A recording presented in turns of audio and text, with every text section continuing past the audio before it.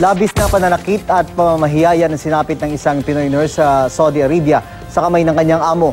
Nakarating na ito sa DOLE at tiniyak na mapapauwi ng Pilipinas ang OFW at hahabulin ang dapat managot sa nangyari sa kanya.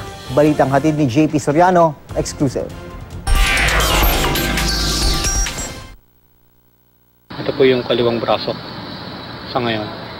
Naghihilom na ang mga sugat sa OFW nurse na si Ronald, pero sariwa pa rin sa kanya kung paano siya sinaktan at pinagmalupitan ng ilang buwan ng kanyang employer sa Riyadh, Saudi Arabia. Sa mga litratong ito, makikitang namumula pa ang galos na mula sa kalmot at hampas sa kanya ng kanyang employer. Nagtrabahong nurse si Ronald sa isang pribadong bahay sa Riyadh, pero ang di raw niya inaasahan ang malupit na trato sa kanya ng amo. Bukod po sa kalmot, hampas, batok, tinuduran po ako niya sa mukha. Minsan po, inahampas ako ng kahoy sa ulo.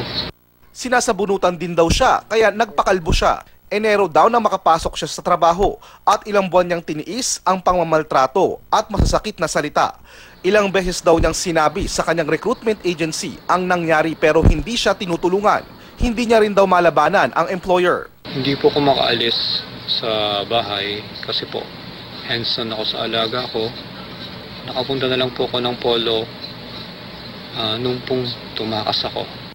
Nito lang Lunes, dahil hindi na raw makayanan ni Ronald ang pananakit, tumakas siya at nagpunta sa Labor Office ng Pilipinas sa Riyadh. Doon nakapagpa-medical siya at nakapagbigay ng salaysay. Ayon kay DOLE Undersecretary Dominador Sai, kapag napatunayang may pagkukulang, ay pananagutin ng DOLE at POEA ang recruitment agency ni Ronald. Tiniyak ng DOLE na mapapauwi nila sa Ronald sa lalong madaling panahon. Wala pang pahayag ang agency ni Ronald. JP Soriano, GMA News.